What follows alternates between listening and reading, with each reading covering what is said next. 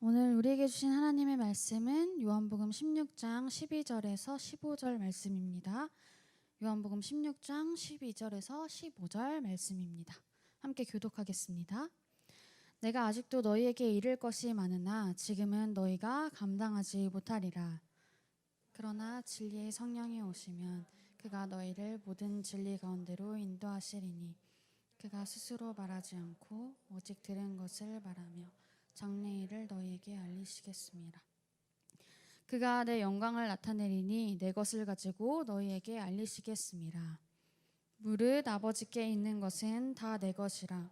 그러므로 내가 말하기를 그가 내 것을 가지고 너희에게 알리시리라 하였노라. 아멘. 안녕하세요. 우리 중앙교회 청년부 여러분, 오늘도 여러분의 얼굴을 보고 또 우리의 주인 되신 하나님을 함께 예배할 수 있어서 기쁘고 감사합니다. 여러분 혹시 지난주가 교회력에서 어떤 절기였는지 기억하시나요? 네, 성령 강림절이었습니다. 그래서 오늘은 성령 강림 후 제1주이자 3위일체 주일이고 또 환경 선교 주일이기도 합니다. 이 중 3위일체 주일은 성령 강림 주일 그 다음 주, 그러니까 지금이죠. 주님께서 성부, 성자, 성령 삼위일체이신 하나님의 역사하심을 기념하는 주일입니다. 기억할지 모르겠지만 전도사님이 설교 때 삼위일체이신 하나님을 의지합니다 라는 말을 할 때가 있었어요. 심지어 지난주에도요.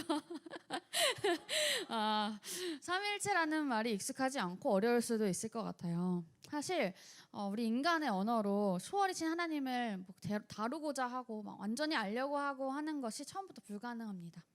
그러나 하나님께서 우리의 능력과 또 역량에 맞게 스스로를 다듬고 또 조절한 모습으로 우리 세상으로 들어오셨어요. 이렇게 삼위일체는 초월적이면서도 그리스도 안에서 인간이 되셨고 또 나아가 지금도 성령을 통해서 우리 안에 거하신 하나님을 최선을 다해서 설명하려는 시도로 볼 수 있습니다. 오늘 또한 지금도 우리와 함께 하시는 삼위일체이신 하나님을 의지하며 여러분에게 하나님의 말씀을 전하고 또 듣기 원합니다. 지난번과 같이 오늘 설교의 성경 본문은 교회력에 따른 본문으로 정했습니다. 우리가 함께 읽은 본문인 요한복음 16장은 요한복음의 두 번째 책인 영광의 책에 해당합니다. 지지난주에도 얘기했었는데 영광의 책에서는 예수님의 기적이 전혀 없고 그냥 예수님의 긴 설교가 나온다고 했어요. 그리고 예수님께서 떠나시는 것이 오히려 새로운 희망이 되고 또 예수님께서 죽으시는 것이 영광스러운 일임을 나타내는 부분이기에 영광의 책이라고 불린다고 했습니다. 요한복음 13장에서 17장까지는 이렇게 예수님의 고별 설교와 또 고별 기도로 이루어져 있는데요. 이 중에서 고별 기도는 우리가 지지난주에 함께 다루었습니다. 예수님께서 후대 신자인 우리를 위해서 기도해 주신 부분이었죠. 그리고 오늘 우리가 읽은 16장은 고별 설교 두 번째에 해당하는 부분에 속해 있습니다. 15장과 16장이 바로 이 고별 설교 2에 해당하는데요. 그중 오늘 본문 16장 부분은 예수님께서 제자들에게 다시 한번 성령에 대해서 가르치시면서 성령님께서 예수님의 사역을 대신 이어가는 사역을 하실 것이다 라고 설명을 해주시는 부분입니다. 우리는 오늘 본문을 살펴보기 전에 먼저 고별 설교 2 처음 부분에서 예수님께서 어떤 말씀을 하셨는지 살펴보도록 하겠습니다. 고별 설교 2는 요한복음 15장과 16장으로 이루어져 있다고 했죠. 15장에는 예수님이 이제 고별 설교 1을 하시고 세족식을 했던 다락방에서 나와서 예루살렘 거리를 이렇게 제자들이랑 걸으세요. 그리고 겟세마네 동산까지 이동하면서 말씀하시는 그런 상황입니다. 그리고 그래서 우리 한번 요한복음 15장 5절을 한번 표준 세번역 버전으로 읽어보도록 하겠습니다. 나는 시작. 나는 포도나무요 너희는 가지다. 사람이 내 안에 머물러 있고 내가 그 사람 안에 머물러 있으면 그는 많은 열매를 맺는다. 너희는 나를 떠나서는 아무것도 할 수 없다. 아멘. 예수님은 15장 1절부터 11절까지 예수님과 또 제자들의 그런 관계에 대해서 포도나무 비유를 통해서 가르치십니다. 왜 예수님이 하고 많은 나무들을 두고 포도나무를 비유로 가르치셨을까요? 예수님뿐 아니라 성경에서 가장 중요하고 또 빈번하게 등장하는 나무와 열매는 포도입니다. 이스라엘에서는 포도가 풍요, 안식, 다산, 복을 상징한다고 해요. 특히 그 가나안 지역에서 이제 많이 나는 그런 소산물들이 7가지가 있는데 밀, 보리, 포도, 무화과, 석류, 올리브, 대추야자 이렇게 있는데 그 중에 속해 있기도 합니다. 또 포도나무는 이스라엘에서 귀한 존재로 대접을 받는데 그 이유는 포도나무가 포도 열매를 주고 또 그늘을 만들어주고 또 포도주를 제공하기 때문이라고 합니다. 구약에서는 포도원이나 또 포도를 하나님의 언약 백성인 이스라엘을 상징할 때 많이 사용하고 특히 이사야서에서 나오는 두 포도원의 노래에서 특히 그렇습니다.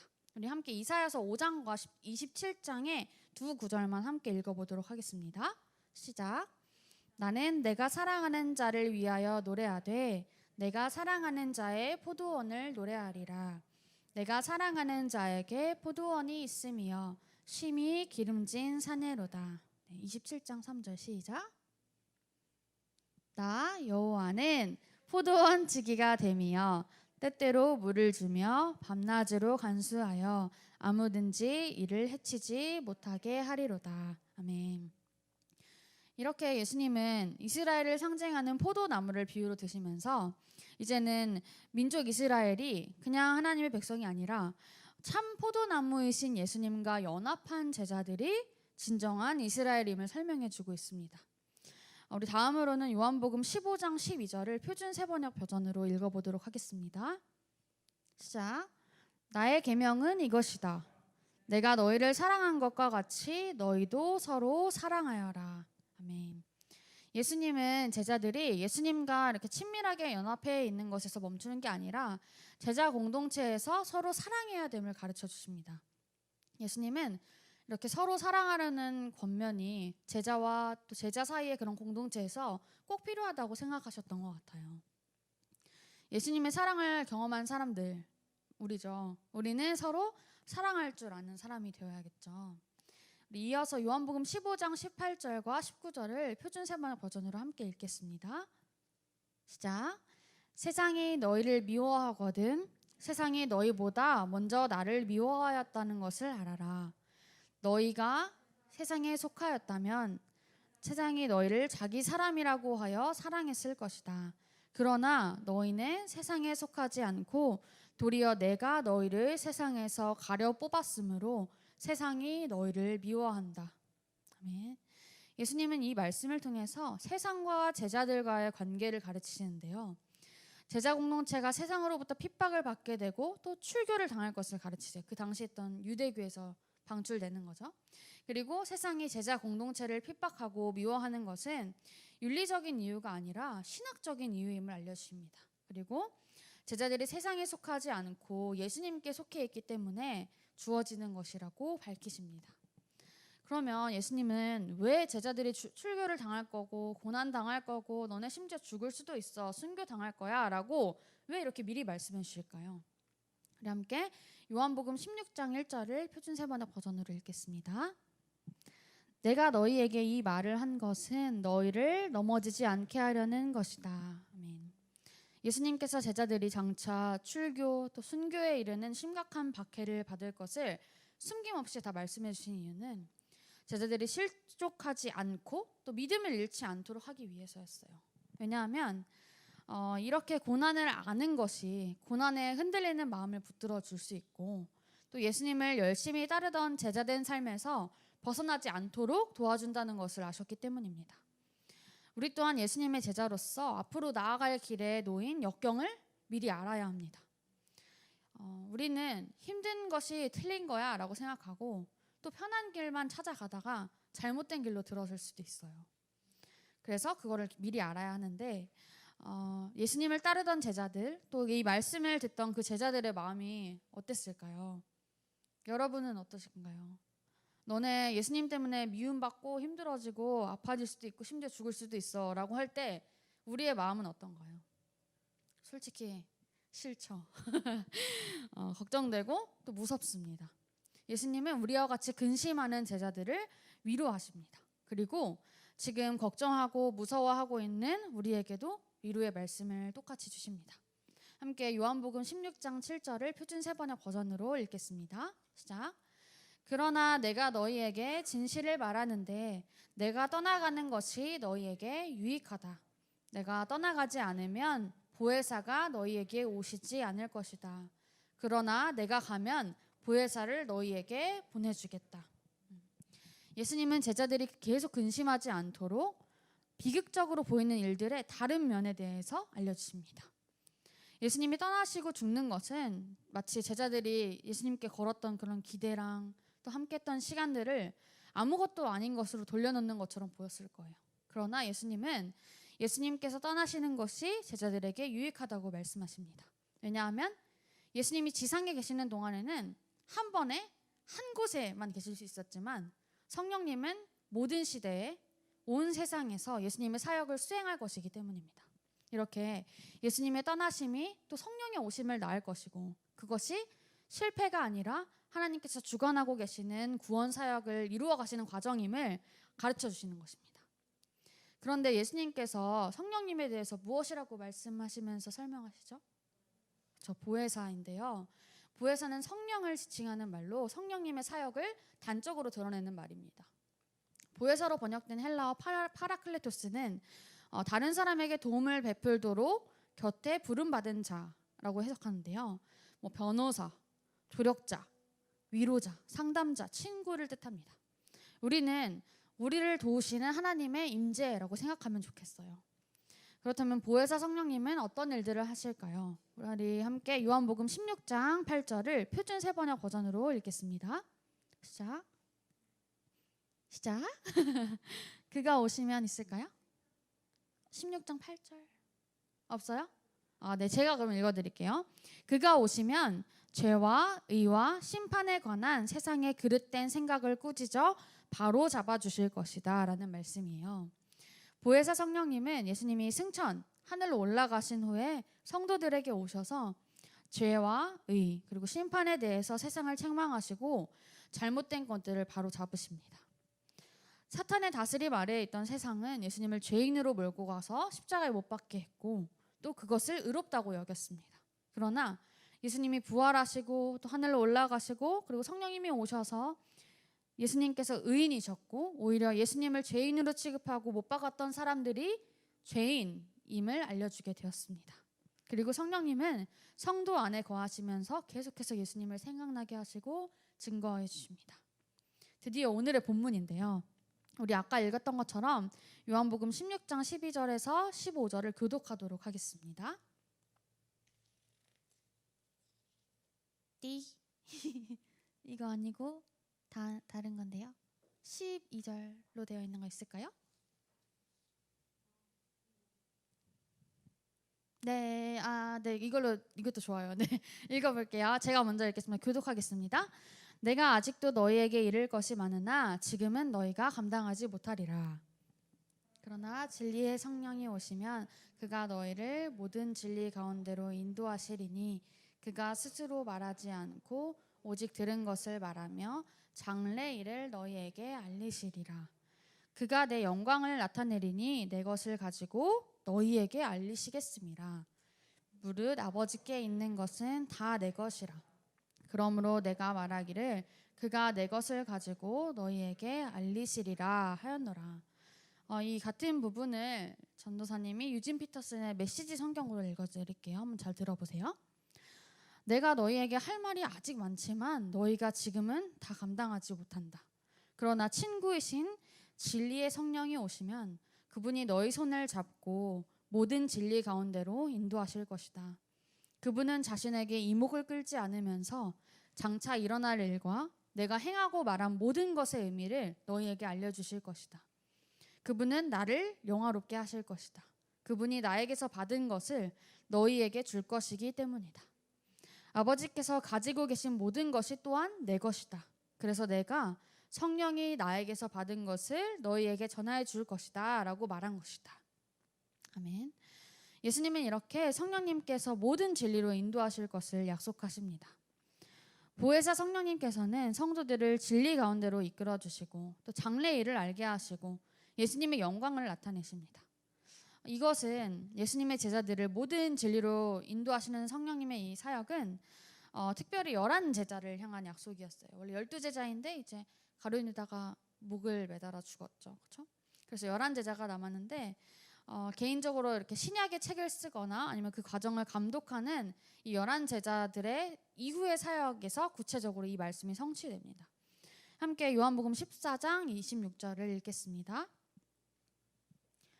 보혜사 곧 아버지께서 내 이름으로 보내실 성령 그가 너희에게 모든 것을 가르치고 내가 너희에게 말한 모든 것을 생각나게 하리라. 아멘.